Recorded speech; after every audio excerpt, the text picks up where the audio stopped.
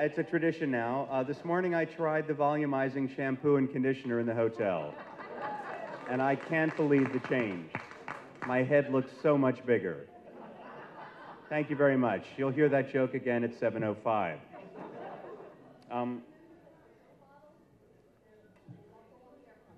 Yes, the little shampoo bottles can go on the airplane. My most difficult thing to take through airport security, a fan once gave me a marble tombstone with my face carved in it. Getting that, when they opened my bag at security and asked me why I had my tombstone with me, what do you say? I had a funny feeling about this flight. Anyway, I'm going to introduce our next two guests at the same time, and then I'll call them up after both introductions. Don Marshall appeared in Star Trek Season 1, Episode 16, the Galileo 7, where we also met the Galileo shuttle, which just fully refurbished, opened at the Visitor Center at Johnson Space Center 2 days ago. I was there for the ribbon cutting. As a result of being seen in the pilot for the TV series Braddock, Don was contacted through his agent and was requested to meet with Irwin Allen, a huge producer, which led to his role in Land of the Giants, acting alongside Gary Conway, Don Matheson, and Kurt Kasner. Now, Walter Koenig needs no introduction, of course. He's an American actor, writer, and teacher, and he's world-renowned for his role as Pavel Chekhov in Star Trek and Alfred Bester in Babylon 5.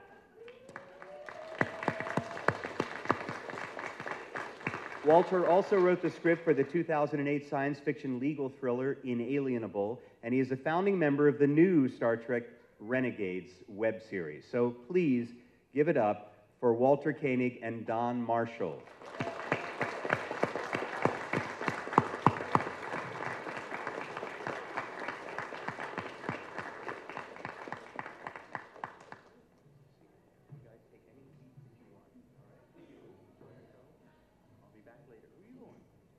I'm not in your panel because I wasn't in the original series. Unless I'm forgetting something. Moderator, you can be the moderator. I actually have to do a ribbon cutting right now. Okay. No rest for the... Forgive me. Hello. Hi. What questions are you going to ask? Yeah, do you have questions you'd like to? We're just going to bask in your glory. Yeah, right. Thanks. Seriously, anybody have any questions here? I have a question for you. We were talking about this earlier. Curious to hear what the difference was like working for Gene Roddenberry for, a full-length series versus working for Irwin Allen. Night and day. First of all, I worked for Gene once before in a show called The Lieutenant. Right. And so when Gene was writing the parts that I played in Star Trek, I guess he had me in mind, And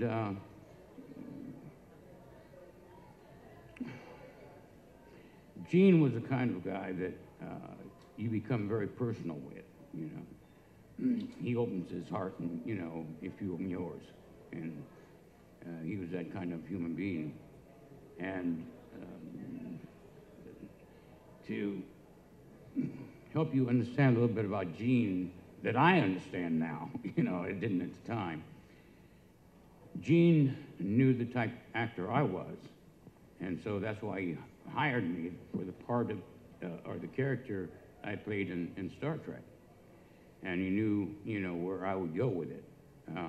I didn't, but Gene did. And Irwin Allen was a type of director or producer, what do you want to call him, that sat back and had a bucket, okay? I literally had a bucket and a stick. And when he said action, he hit the bucket, the bottom of the bucket, bam. So it was bam all over the whole stage. And you had to go act. And it was, at first, I didn't know what to do with it, I never heard of anybody doing that. But that is the difference between Gene Roddenberry and Irwin Allen. And Irwin Allen was very distant. Gene was very personable, and he more or less got into your life and into your head, so you really appreciated him as a human being.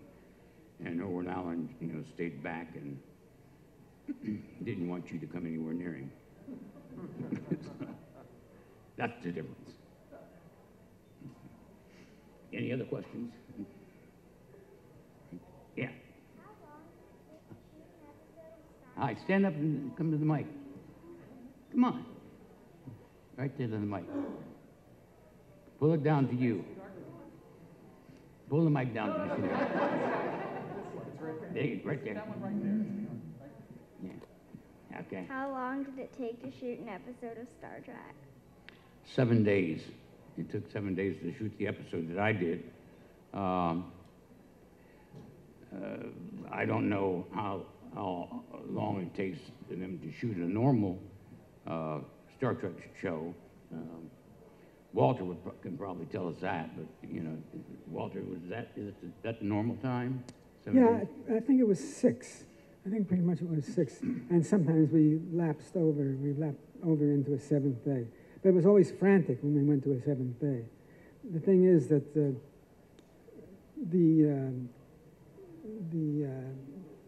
union members who worked on the set were paid in increments of 6 minutes. And you were usually allowed 2 6-minute periods after 6 o'clock, after closing time, to get shots. Once you've, this isn't working? Once you,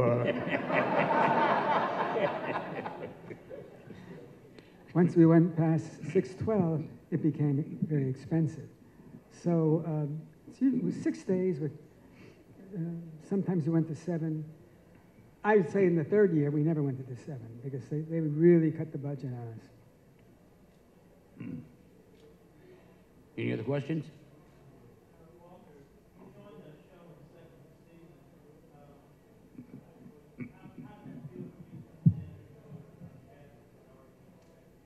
How does that feel? What?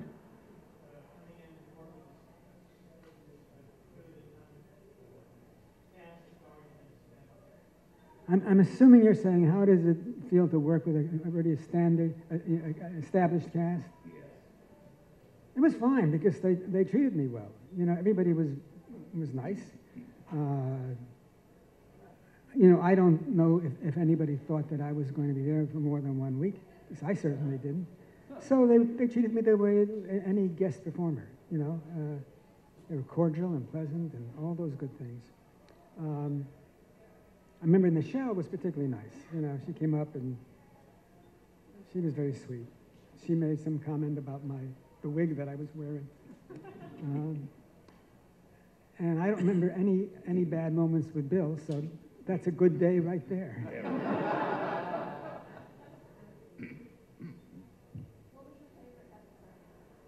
Who are you asking? Mine was, that I was in, was Spectre of the Gun.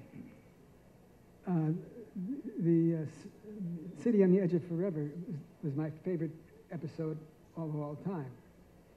I thought that was enormously touching, and when a step further in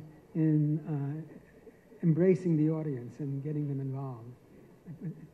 It's hard to get terribly involved with television. You sit there, and you're bigger than the screen, and you don't get sucked in the way you would in a movie theater.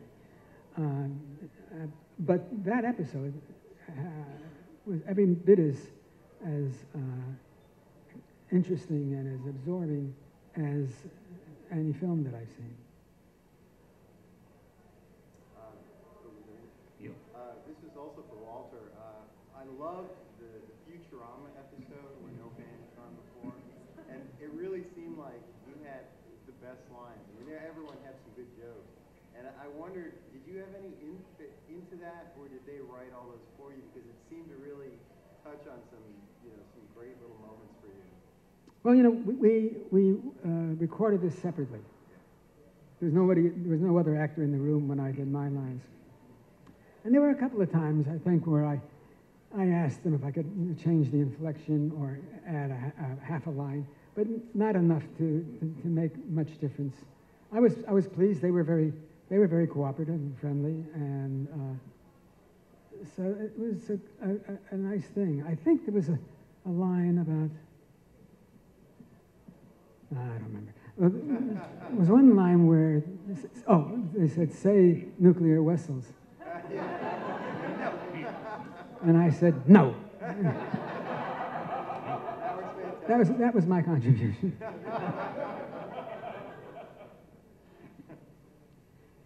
of movies and all the episodes of the original series, what was your favorite definitive Pavel Chekhov movie? Who's this one again? What was the definitive? What was your favorite? I'm not doing anything else, and why not? I'm going to run the mic around to you guys and have questions. If it wasn't for these guys, I'd never have a gig, right? So here we go. Thank you. Between both the original series and the movies, what was the favorite moment of yours for Pavel Chekhov where he got to be the character you wanted him to be? Interesting.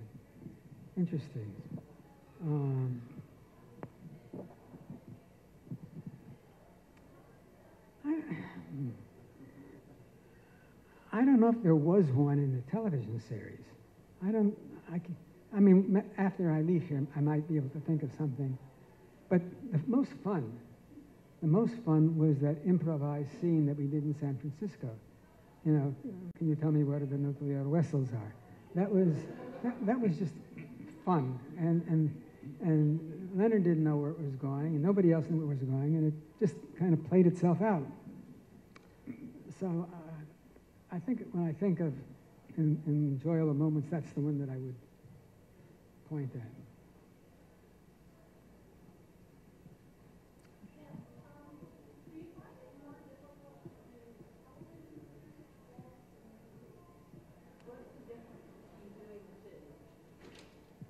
Do you find it more difficult to do a television series or a movie? What's the more difficult between the two? Who you asking? Go ahead. Well, in television, you have 2 or 3 days to get prepared. That's it. In a movie, you have at least, a period of time in order to build your character or find something new or something you want to do, So the difference is in the rush time, that you have. It's just like doing a movie or being on stage. You can have a lot more time on stage to build your character than you do with a film. So, to me, it would be a motion picture. You'd have more time, and you have more opportunity to build a character also. Yeah. Or can you stage voice? I was going to ask, especially for Mr. Koenig, as an actor, or for both of you, what do you enjoy more? Do you like playing the more heroic characters, or is it more fun to play the characters more on the villainous end of the spectrum? Or do you have a preference? Or I've got to confess that I'm, at the age of 67, I'm beginning to have a hearing problem. And I do have hearing aids, and I'm too freaking vain to wear them. But I can see now that it's inevitable, and I have to reconcile myself. The question was, I have a big, deep voice. Can you hear that one? The question was, is it more fun to play villains or heroes in your book? In my book? Yeah, well, that's how I put it. She didn't say that. Do you have, more fun playing villains or more fun Well, playing I heroes? think every actor you canvass and poll to get the answer, they'll always tell you the character that's the most interesting, the one that has the most depth, the one that, provides the most challenge, regardless of whether he's a good guy or a bad guy. It's what what he's made up of and what you can bring to the part. I mean, everybody says villains. Well, there are villains that are challenging and are fascinating to play, and then there are the standard stereotype villain. So it's not there's no easy answer to that. I think villains are probably. I'm sorry, you guys are all fans of the heroes?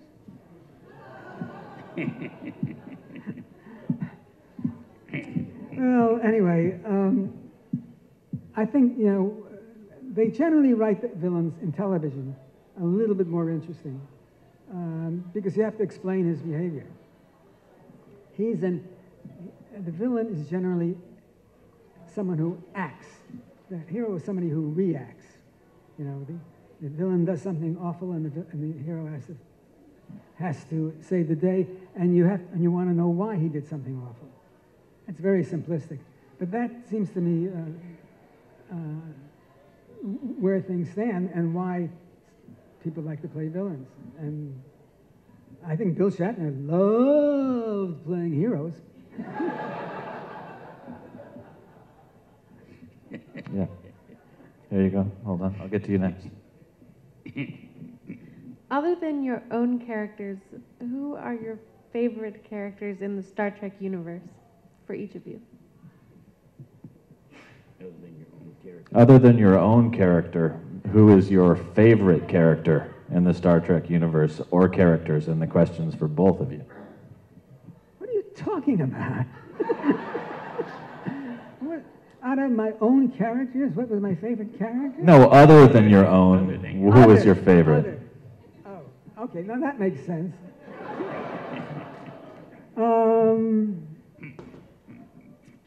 Well, I think Spock is extremely interesting because there's always a conflict going on. There's always a conflict.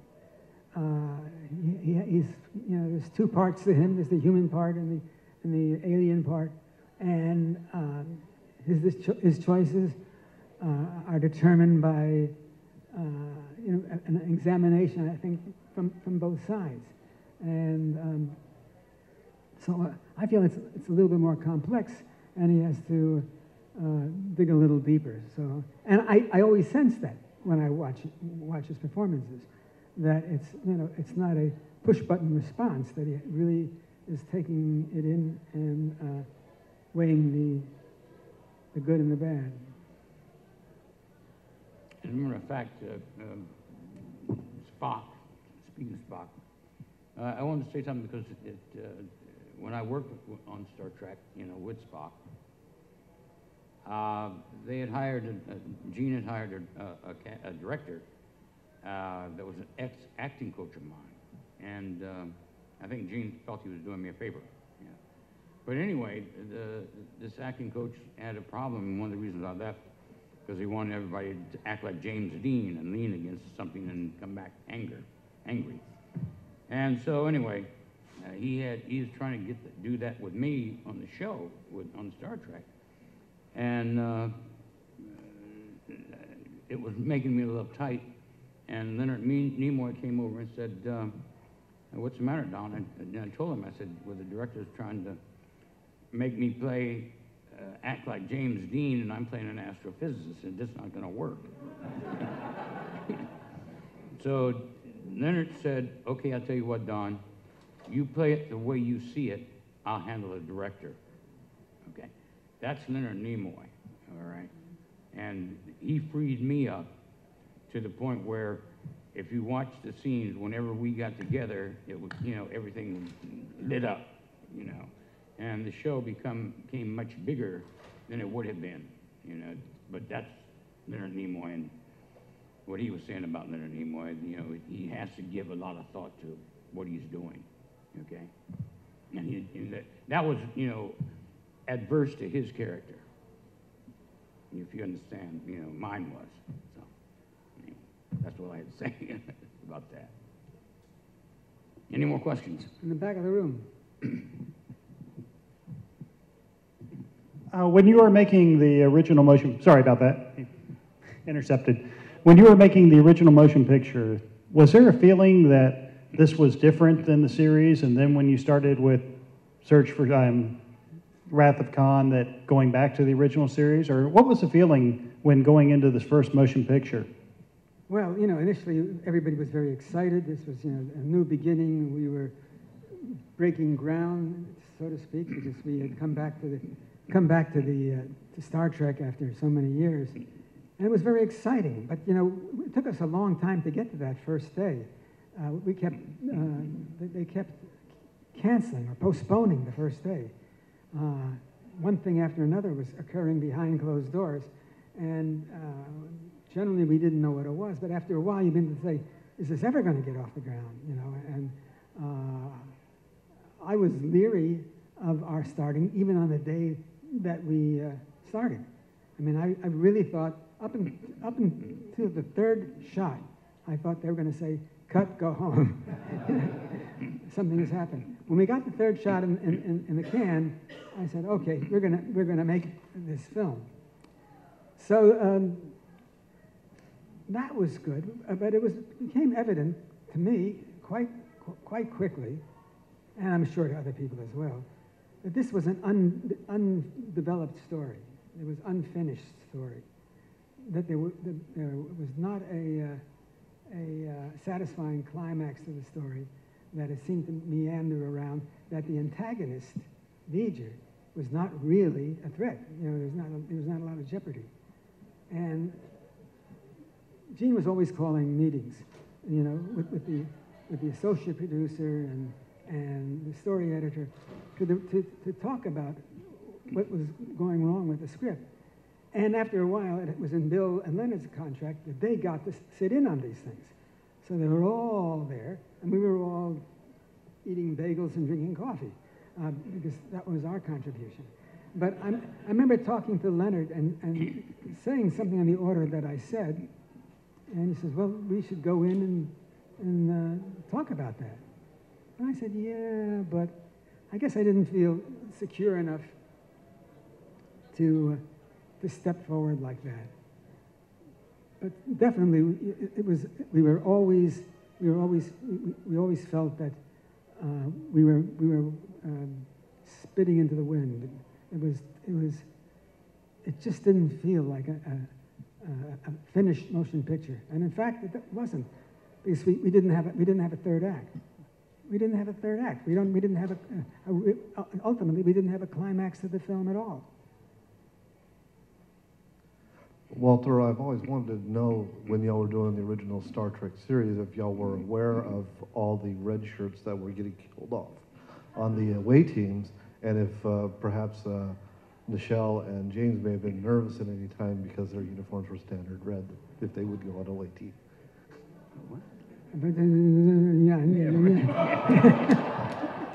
I'm sorry. That's what I heard. I'm very sorry. I'm sorry. I mumble a little bit. I was asking if the cast of Star Trek was aware of the phenomenon of the red shirts dying on away team missions in the series, and if Nichelle or James ever seemed to be a little bit nervous if they were ever cast in the role of going on an away team, being that their uniform was always red. No. I mean, they were under contract. They weren't going to be killed off. They were principal members of the crew. You know, they were important to the story. They got thousands of letters a week. Nobody was going to kill them off. I think that became kind of a shorthand in the writing. You know, the audience expected and was anticipating if there was going to be jeopardy and danger, then the one would be, and when they went down to the planet, and the one who would be in jeopardy was the guy in the red shirt. But I'm not even sure that wasn't kind of subconscious in the beginning. It may not have caught hold until the audience picked up on it, and said, you got this thing going.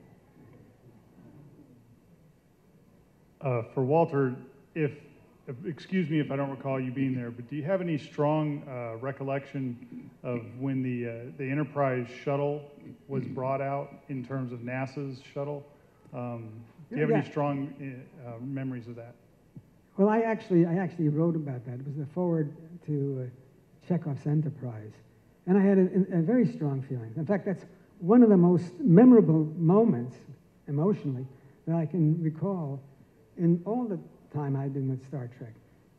We were in a room with a bunch of reporters, and I don't know who the other people were, officials, Washington officials, military officials. And they said, okay, come on out, and because we're going to bring in the shuttle, or bring out the shuttle. So we were standing there, and I saw that the Air Force band was set up to play. And I thought that was curious. I didn't understand quite what was happening. And then they struck up with the theme music from Star Trek. And at the same moment, in pure Hollywood fashion, the shuttle came around the corner, and right on the nose it said Enterprise. Well, it's one of those moments where you just and you hold back the tears because it was so emotional, and the sense that we, maybe for the first time, that we were really part of something real, that we weren't simply, the concoction of some writer's mind, but we had actually pierced the reality that we all know and have beyond fiction, and have become part of that world. Thank you. So it was one of those really extraordinary moments, and I think we all jumped up and cheered and shook each other's hand because it had that feeling. Mr. Koenig, could you talk a little bit about the Star Lost? I know you were on a couple of episodes of that show. Well, I won't go into this for long. I had a couple of episodes in the first 13. I came back as a character named Oro, and I really liked the we shot this in Toronto, and I really liked the atmosphere. I felt very relaxed. I don't know, not being in Hollywood made such a difference. And I just felt so relaxed. Everybody was fun to work with, Keir DeLay and the two Canadian actors. So the only thing was that the scripts were terrible. The scripts they were written by soap opera writers, and they were very bland, and they lacked tension, and they lacked. I think the most tension on the set was when I came back for my second appearance, and they had me in this uniform. I mean, this costume. Oro means gold, and they had me in a gold lame costume. And when I walked, it was, which was pretty ridiculous, I'm walking down the corridor in a very intense moment, and goes with me. And after a couple of times doing this, the three actors started to giggle. And I can understand it. Canada did not have an overtime law, a rule. You weren't paid for overtime, and you certainly weren't paid, or you weren't paid more than what you were being paid for regular time. There was no double time, golden time, anything like that. So they really took advantage of the actors, and those three people had been working for about 18 straight hours, so they were really, really tired. That notwithstanding, there's so many times you can come down with a lot of with a lot of intensity and feel the stature of this imposing gold lame character, and have somebody go, and everybody starts laughing, and that did happen, 10 times, and then. They were the leads. They were the regulars. They were on every week. I might have become an irregular character on the show, but screw that. I couldn't take it. And I said, cut. I screamed, cut. And I said, when you people are ready to act like professionals, call me. And I walked off the set. And I walked, 50 feet away, and I sat down on some stairs. And the director came running out and says, come on, Walt, it's going to be okay. It's going to be okay. Well, it had the effect I wanted. They were properly chastised. And they weren't too pleased with me, but they were properly chastised. And we went on to do the scenes the way they were written.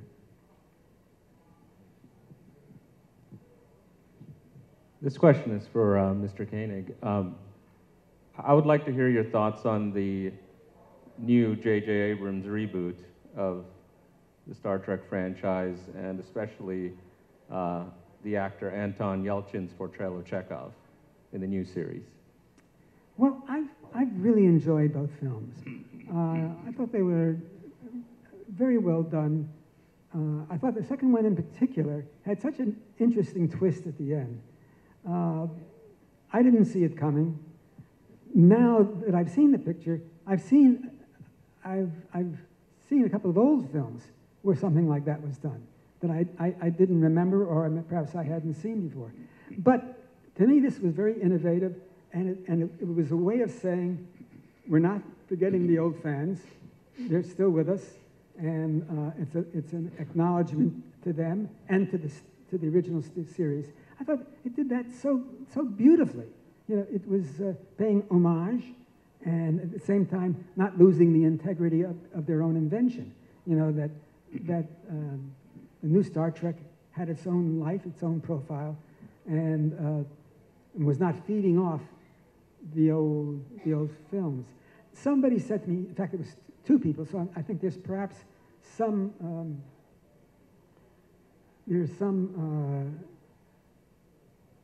there may be a consensus somewhere that they thought that Spock yelling out "Khan" was one step too far.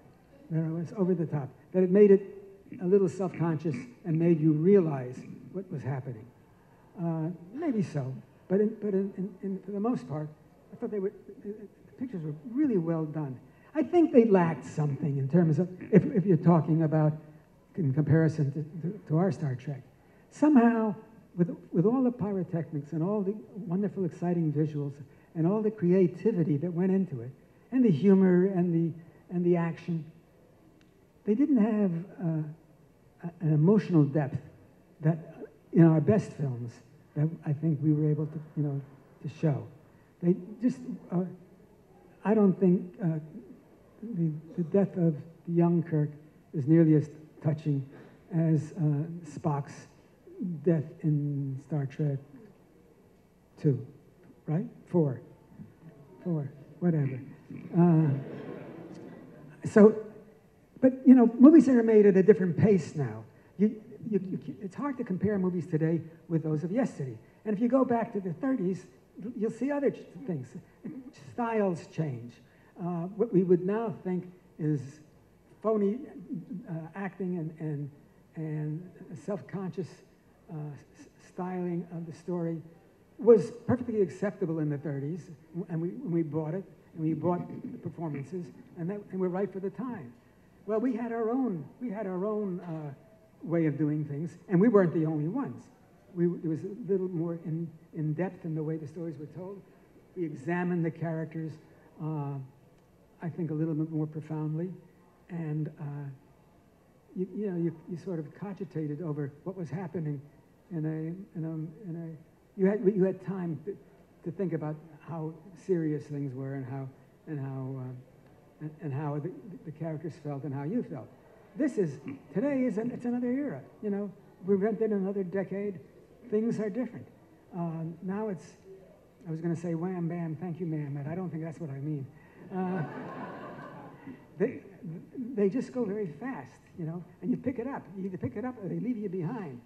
And that's the way films are made, and we've gotten used to it. And this era of audience likes their movies that way. Yes, my question is for Mr. Marshall. Mr. Marshall, I've read somewhere that you're in the military. Did that maybe help you get ready to be an actor, as far as like, you know, the long hours, the being able to focus, because military is real focused and real strict and regimented. Did being in the military maybe help you, you know, in your acting career?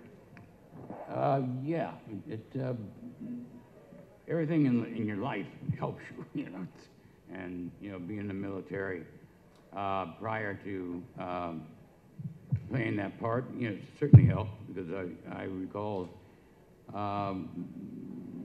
when playing the character, when I was thinking about the character, I remember being in the service, as a matter of fact, you know, and recalled some of the incidents in the service that was similar to the, you know, the things that had to go on in or take place in the script. So yeah, that helped, you know. As a matter of fact, all phases of your life, you know, help, you know, if you're trying to be a good actor. Let's put it that way. You put it together. You know. Yeah. This question is for Mr. Marshall. I know that Nichelle Nichols has been very outspoken about the impact that she felt being one of the first unstereotyped roles on TV at the time. I was wondering how you felt about the impact and the effect that you had on Hollywood in the time frame that you were on.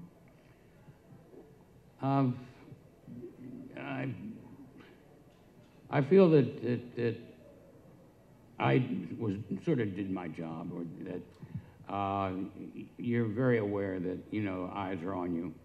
You're very aware of people that went before you, and you're very aware that you don't want to make the same kind of mistakes that somebody else may have made. My characters, if you look at any film that I've done or any television show that I've done, my characters are all very strong, and they're educated, and they're saying, okay, you can too. But that, you see, people misunderstand. I'm not just talking about black people. I'm talking about everybody. You can too. You can educate yourself. You can pull yourself up, okay? And if you look at me, people don't know what I am. You know, I come down the elevator, I'm talking in every language there is, you know.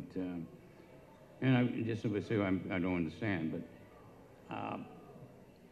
I'm black. And my mother happened to come from Canada, and my grandmother, and there's some Indian somewhere, you know. But in the industry, it really doesn't matter, you know. If you're black, you're black. And they want to associate that with some kind of part that you're playing. And my whole attitude was, okay, if you got a problem with me being black, you keep the problem. I don't need it, okay? So I'm straight ahead. And, you know, people sort of like that. I mean, even the directors kind of liked it. Gene Roddenberry liked it, okay? Everybody I've worked for that was, you know, worth anything that I liked the idea of the way I played a character. And it was, it's about me doing my job, okay?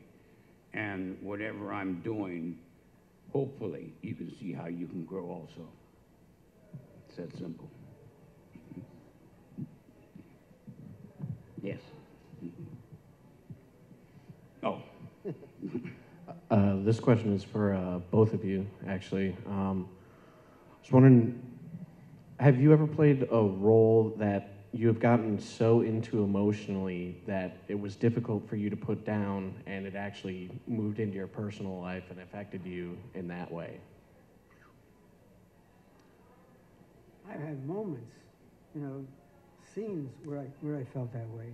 I mean, I think you're in a lot of trouble if you take, you know, the role home with you, and it's a role where the character is in a bad state and in a bad place, and is full of despair, you know, I mean, if you take that home with you, you might have a problem. But I've had moments where I think they were mostly on the stage. When it was very spontaneous. You know, I didn't know it was coming. I mean, I knew what the words were, but I didn't know how I would react was coming. And I found myself, you know,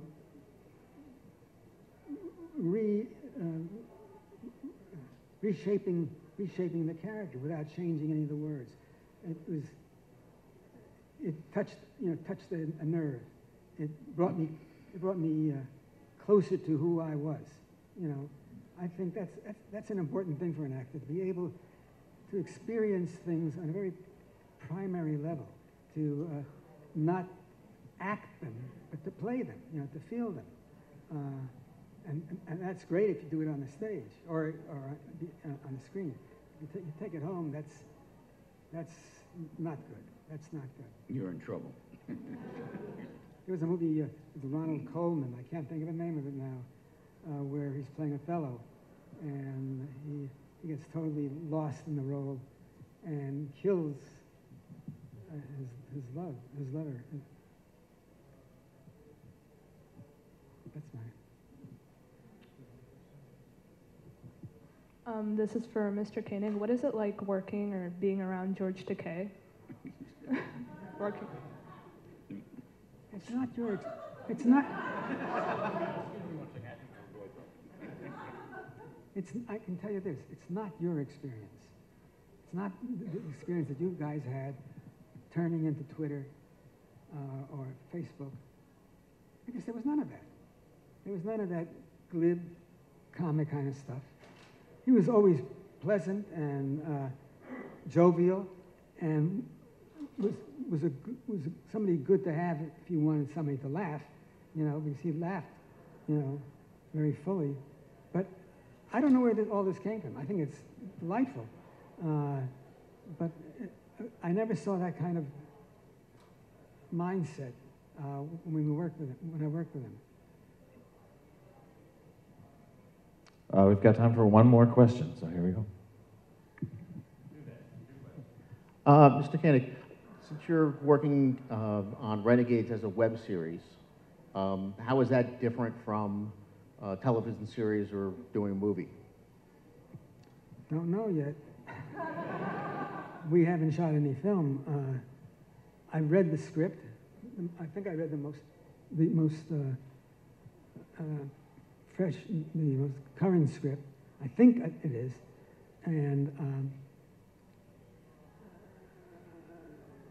I'm a little concerned because at this juncture, there's a feeling of a fanboy to it. There's a lot of violence, and really gruesome violence. I think it's been cut down some, and I think they're aware that it probably has to be cut down more, because ultimately you want to appeal to the Star Trek fans first. You have to have that base. If you do a picture that has a lot of, you know, cutting people open and drinking their blood and stuff like that, I think the Star Trek fans are going to see beyond that. They're going to say, well, but what is this movie about? You know, how am I supposed to deal with it intellectually? But having said all that, the people involved in producing this film and making this film, including Tim and Sky Conway, are bright people. And I know that in the course of this story evolving, that's going to be taken into consideration. You'll see a lot of stuff, you know, very fast-paced and very hard-hitting, but you'll also see people facing great danger and how they deal with it and how it affects their lives. I just don't want to turn into a fanboy, because there are enough of those. All these movies that come out, and you know, you see them, and a week later you can hardly remember what the hell they were about. Never mind remembering how you felt about them. So that's what I know about it, which isn't a lot. But I have hopes for it. I have great hopes for it, but I think that you have to avoid some traps. One final question for these two gentlemen. Here we go. How have you felt about knowing that Star Trek has gone on for just so long over these many years and so many reincarnations and has still inspired so many people? There was a question there? The question again? Yeah. How have you felt about knowing that Star Trek has gone on for so long through so many reincarnations and inspired so many people for so many years? It fired so many people? Inspired. Inspired. Oh, inspired.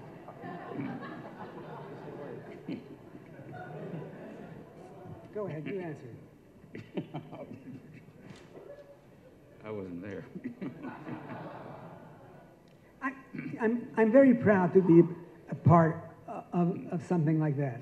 I'm very proud that if I've had to devote, much of my career to one project, and which is not the most ideal situation for any artist, but if that had to be the case, I think I'm damn lucky to be involved with something like Star Trek, which was espousing philosophical and political points of view that I concurred with, that I felt, that I could get behind and could always get behind.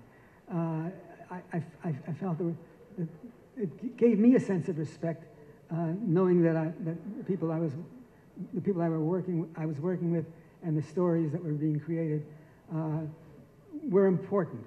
I mean, I know we had Spock's brain and shit like that, but we also had a lot of important stories that were very well told.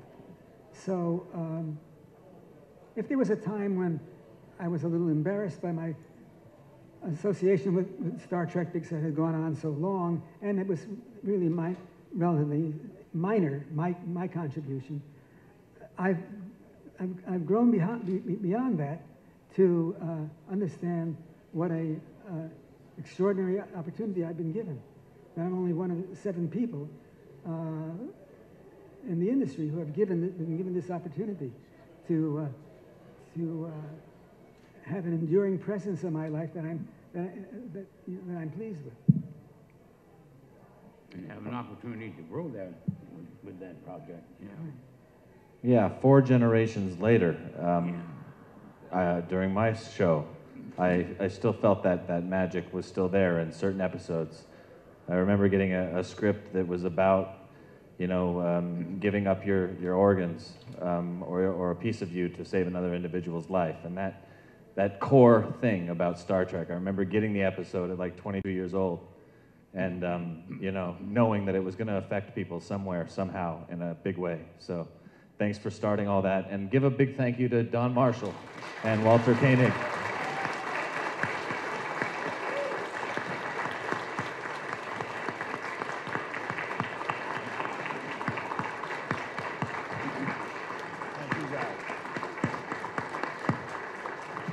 If it wasn't for you guys, we wouldn't be here.